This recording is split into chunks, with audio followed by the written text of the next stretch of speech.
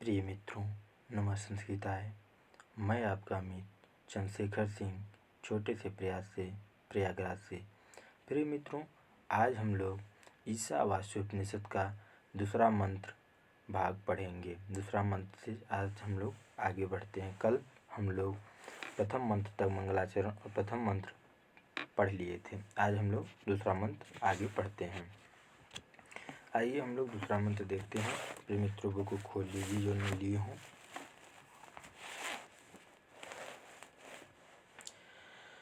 दूसरा मंत्र स्टार्ट करते हैं। प्रिय मित्रों देखिए, कुर्वन्नवः कर्मणि जिजीविषेत शतं क्षमा एवं त्वयि न अन्यथा इत अस्ति न कर्म लिप्यते नरे। प्रिय मित्रों, आइए इसका हम लोग अन्वय भी देखते हैं। इह कर्माणि कुर्वन् एव शतं क्षमाः जिजीविषेत एवं त्वयि नरे कर्म न लिप्यते इतः अन्यथा न अस्ति। इस लोक में शास्त्र निर्दिष्ट कर्मों को करते हुए ही 100 वर्ष जीने की इच्छा करनी चाहिए। इस प्रकार मनुष्य त्वाभिमानी तुझ में कर्म लिप्त नहीं होंगे। इससे अतिरिक्त दूसरा मार्ग भी नहीं है।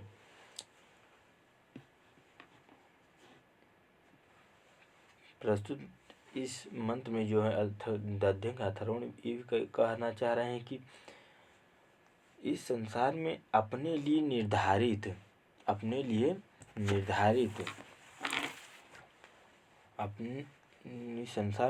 निर्धारित कर्मों को करते लगभग 100 वर्षों तक जीने की इच्छा रखनी चाहिए। ये कहना चाह रहे हैं रखनी चाहिए। इन निर्धारित कर्मों में ही तुम्हें हमेशा लिप्त रहना चाहिए, करते रहना चाहिए। कर्म की इसमें प्रधानता दी गई है।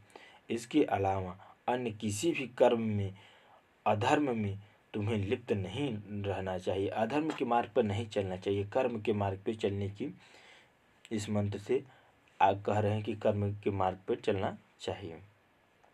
आइए हम लोग तीसरा मंत्र देखते हैं।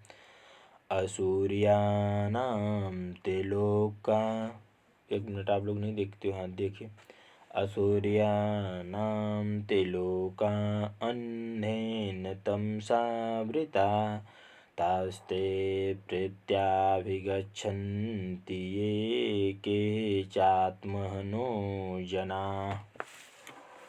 तीसरा मंत्र है, असुर्यानां ते लोकाः अंधेन तमसा आवृता ये केच महात्मनः जनाः ते प्रेत्य तान् अभिगच्छन्ति।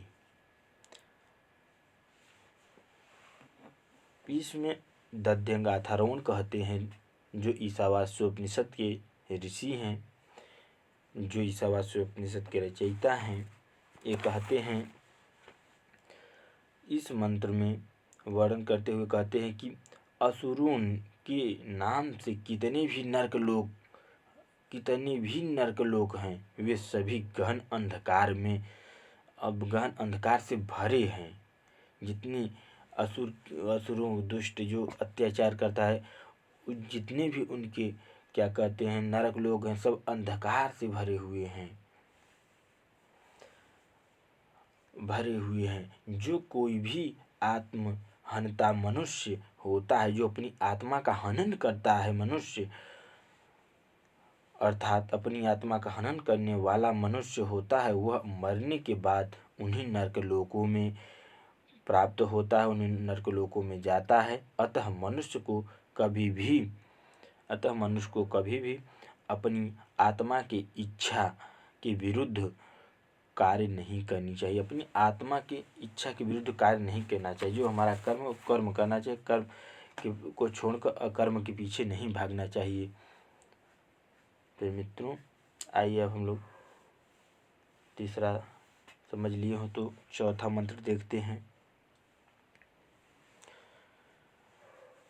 अनेज, एक मिनट रुको तो थोड़ा।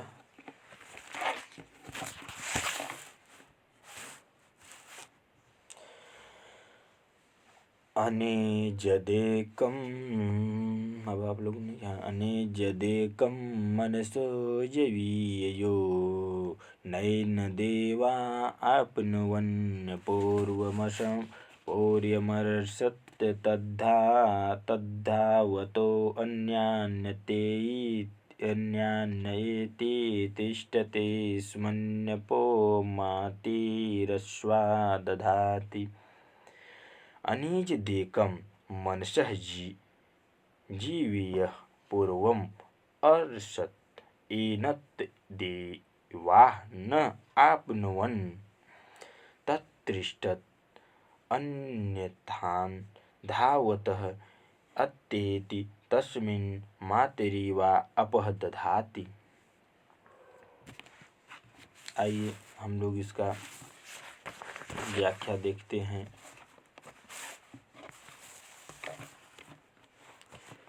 इस मंत्र में दध्यंगाथर्वण कहते हैं, महर्षि दध्यंगाथर्वण जो ईशावास्योपनिषद के रचयिता हैं, इस ईशावास्योपनिषद के अब वो कहते हैं आगे इस मंत्र में बताते हैं कि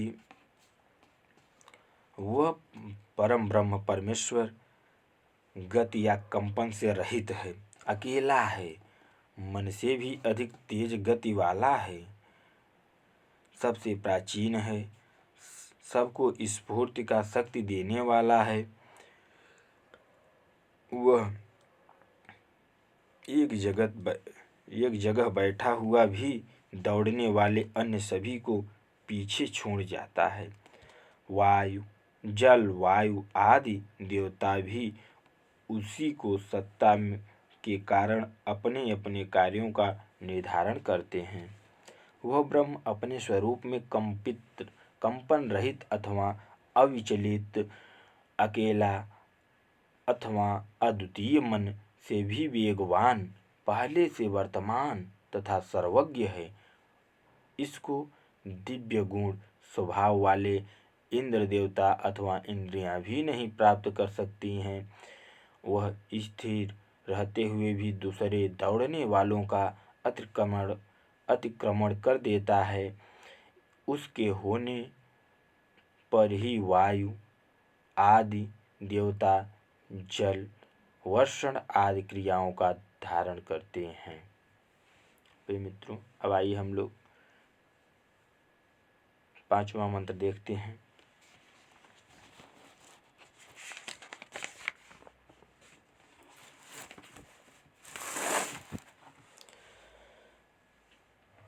तदेजति तन्नैजति तद्दूरे तद्वन्तिके तदन्तरस्य सर्वस्य तदो सर्वस्यास्य बाह्यतः। इस मंत्र में आइए हम लोग आगे बढ़ते हैं, देखते हैं। तद ईजति, तद न ईजति, तद दूरे, तद उ अंतिके, तद अस्य सर्वस्य अतः, तत् अस्य सर्वस्य उ बाह्यते। इस मंत्र में आगे महर्षि कहते हैं कि वह परम ब्रह्म परमेश्वर कभी तो गति करता है, कभी गति नहीं करता है, कभी वह दूर चला जाता है तो कभी समीप दिखाई देता है, कभी वह समीप के अंदर ही समाया हुआ दिखाई देता है तो कभी वह सभी के बाहर भी दिखाई देता है। वह आत्म तत्व चलता है, वह नहीं चलता है, वह दूर है, वह समीप भी है, वह इन सब से अंतर्गत, वह भी इन सब के बाहर भी है, ये कहना चाह रहे हैं। आइए अब हम लोग 6वां मंत्र देखते हैं।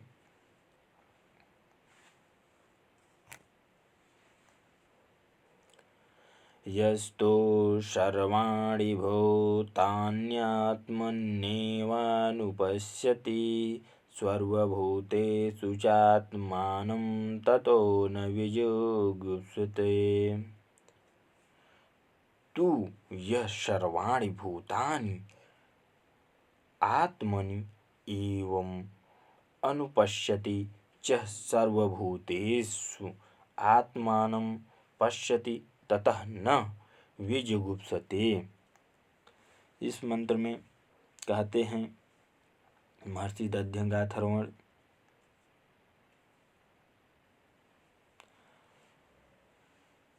महर्षि आगे कहते हैं कि जो मनुष्य सभी पदार्थों को अपने आप में ही अथवा अपनी आत्मा में ही देखने लग जाता है तथा अपने आप को सभी पदार्थों में देखने लग जाता है, तो उसके बाद वह मनुष्य घृणा आदि से रहित हो जाता है। परंतु जो व्यक्ति समस्त प्राणियों को आत्मा में देखता है और समग्र प्राणियों को आत्मा स्वयं को देखता है, उस अभेद दर्शन की अनुभूति के अनंतर वह किसी से घृणा नहीं करता है। इसका यह बात हुआ या व्याख्या हुआ। आइए अब हम लोग 7वां मंत्र देखते हैं। आज हम लोग 7 मंत्र तक देखेंगे, उसके बाद कल देखते हैं। आइए 7वां मंत्र। यस्मिन् सर्वाणि भूतानि आत्मैवाभूद्विजानतः द्विजानतः तत्र को मोह कः शोक एकत्वं मनो उपश्यत। महर्षि दध्यंग इसमें कहते हैं, आइए देखिए इसका अन्वय। यस्मिन् विजानतः सर्वाणि भूतानि आत्म एव अभूत् तत्र एकत्वम् अनुपश्यत कः मोह कः शोक। कहते हैं महर्षि दध्यंगाथर्वण आगे कहते हैं कि जो मनुष्य सभी पदार्थों को अपने समान ही जानने लग जाता है, तो वह मनुष्य मोह शोक आदि से रहित हो जाता है तथा सभी को एक ही रूप में देखने लग जाता है, जिसमें विशेष ज्ञान संपन्न योगी के लिए सभी प्राणी आत्मा ही हो गए। उस अवस्था में एकत्व का अनुभव कर लेने वाली पुरुष के लिए कौन सा मोह और कौन सा शोक है? कोई नहीं। प्रिय मित्रों, आज के लिए हम लोग इतना ही रखते